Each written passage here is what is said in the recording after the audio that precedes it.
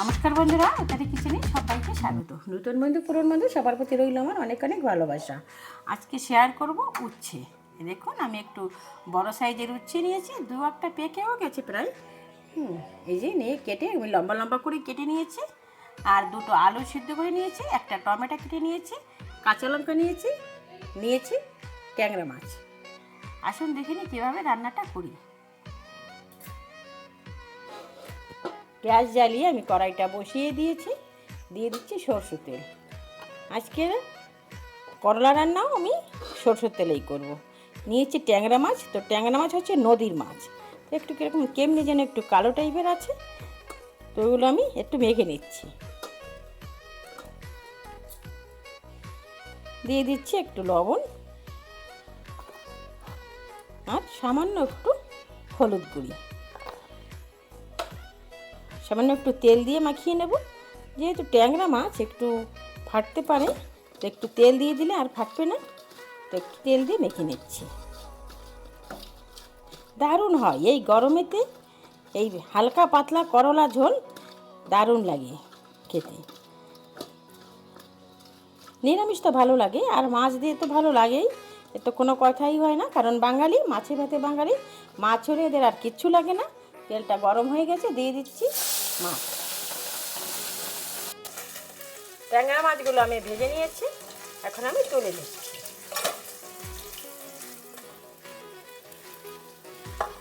গরম পড়েছে, এতটাই খেতে ভালো লাগে।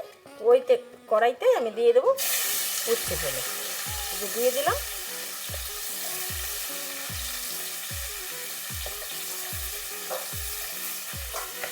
একদমই তেতো লাগে না এভাবে রান্না করলে।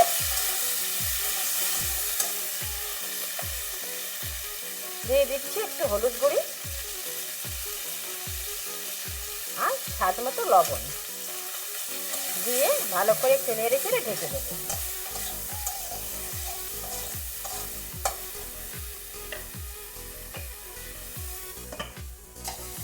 হয়ে গেছে, করলা একটু ভেজে নিয়েছি, এখন আমি তুলে নিচ্ছি।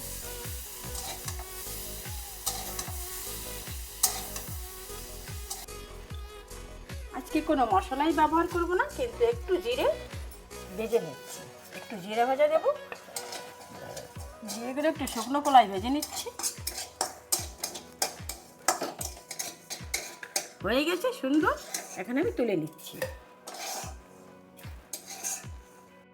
ওই কড়াইতেই দিয়ে দিচ্ছি আর একটু তেল, যেহেতু করলা একটু তেল দিলাম। তেলটা বেশ গরম হয়ে গেছে, ফোড়নে দিচ্ছি দুটো শুকনো লঙ্কা আর 5 ফোড়ন।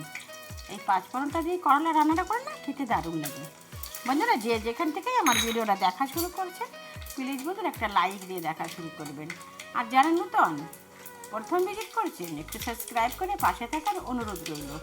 পাশে থাকা বেল আইকনটি প্রেস করে দেবেন। আমি যখনই কোনো নতুন ভিডিও আপলোড করব, সঙ্গে সঙ্গে নোটিফিকেশান আপনাদের কাছে পৌঁছে যাবে।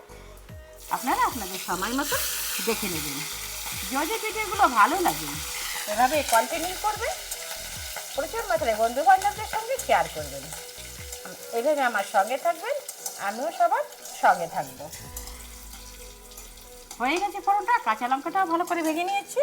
এখন দিয়ে দিচ্ছি যে সিদ্ধ করে আমি দুটো আলু সিদ্ধ করে নিয়েছিলাম, ছুলে নিয়েছি, আর একটা টমেটো, এগুলো আমি এখন দিয়ে দিচ্ছি।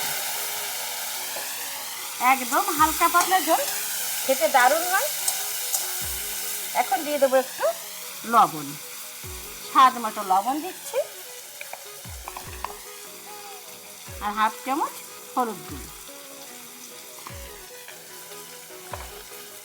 দিয়ে একটু ভালো করে নেড়ে নিচ্ছি।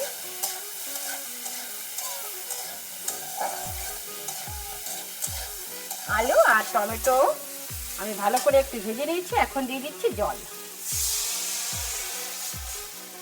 আর এই গরমেতেই তেলটিলি ঝোলই ভালো লাগে, ময় মশলা খাওয়ার থেকে এইভাবে তেলটিলি ঝোল খেতেই ভালো হয়, স্বাদটাও দারুণ আসে। একটা হামানদিস্তা নিয়েছি যে ছোট, এই মশলাটা আমি দিয়ে দিচ্ছি, একটু দাঁড়া করে পিষে নেব। লাস্টে এই যে ভাজা জিরেটা দিলে দারুণ একটা গন্ধ আসে, সেই গন্ধতে খাওয়া হয়ে যায়। তো আমি একটু কুটে নিচ্ছি, ঝোলটা সুন্দর ফুটে উঠছে। এখনই দিয়ে দেবো এই যে ট্যাংরা মাছ আর করলা, দিয়ে একটু ভালো করে নেড়ে চেড়ে দিচ্ছি।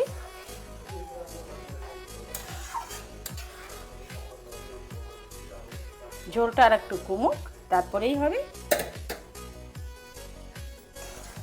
চাপাটা আমি তুলে নিয়েছি আগেই, এই দেখুন হয়ে গেছে। করলা তো আমি আগেই সিদ্ধ করে একদম গলিয়ে নিয়েছি ভাজার সময়। একদম সাদা মাটা তরকারি, খেতে দারুণ টেস্টি, হেলদি একদম। এখন আমি এই যে দিয়ে দিচ্ছি যে জিরে ভাজাটা আমি পিষে নিয়েছি, একদম হামানদিস্তায় কুটে নিয়েছি, এটা একটু ছড়িয়ে দিচ্ছি। হয়ে গেছে আমার এই সবজি। একটু এটা তেলতেলি ঝোলই রাখবো, এটা বেশি গাঢ় করবো না। এখন আমি নামিয়ে নেব। বন্ধুরা, এরকম সাদামাটা তরকারি কার ভালো লাগে একটু কমেন্টে লিখেন, কারণ এই সাদামাটা তরকারি খেতেই ভালো লাগে। এখন আমি নামিয়ে নিচ্ছি।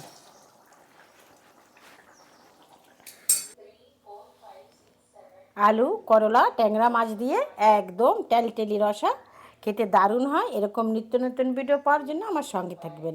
এখন আমি আসি, দেখা হবে নতুন কোনো অন্য ভিডিওর সাথে। ততক্ষণে আপনারা ভালো থাকুন, সুস্থ থাকুন।